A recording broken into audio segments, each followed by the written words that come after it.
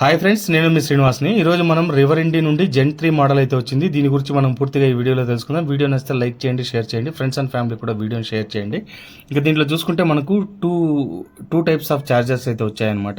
750 watts ఒకటి 5 అవర్స్లో full అయిపోతుంది, 480 వాట్స్ ఒకటి 8 అవర్స్లో ఫుల్ అవుతుంది అనమాట. బ్లూటూత్ కనెక్టివిటీ ఇచ్చారు, అలాగే హిల్ హోల్డ్ అసిస్టెన్స్ ఇచ్చారనమాట.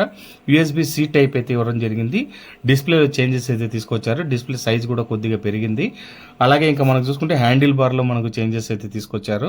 హ్యాండిల్ బార్కి మనకు ఒక స్పోర్ట్స్ లుక్లో కనబడేటట్టుగా తీసుకొచ్చారు. అలాగే మనకు 26 nm టార్క్తో వస్తుంది, 4.5 kW PMSM మోటార్తో వస్తుంది. పీక్ పవర్ మనకు 6.7 kW ఉంటుంది.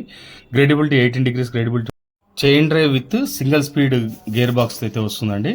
అలాగే ఇంకా చూసుకుంటే ఫ్రంట్ బ్యాక్ మనకు టైర్స్ అయితే చేంజ్ అయ్యాయి. ముందు సిఎట్ టైర్స్, ముందు మనకు MRF టైర్స్ ఉండేది, ఇప్పుడు సిఎట్ వచ్చింది.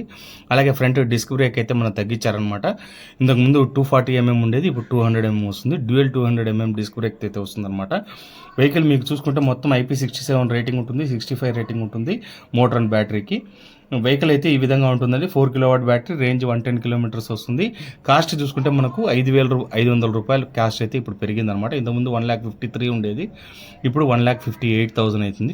విత్ 750 వాట్స్ ఛార్జర్తో వస్తుంది. ఒకవేళ మీరు ఛార్జర్ తక్కువ తీసుకోవాలనుకుంటే కనుక 480 వాట్స్ ఛార్జర్ కూడా తీసుకోవచ్చు. దాంతో అయితే మీకు 3,000 రూపాయలు కాస్ట్ అయితే తగ్గుతుందనమాట.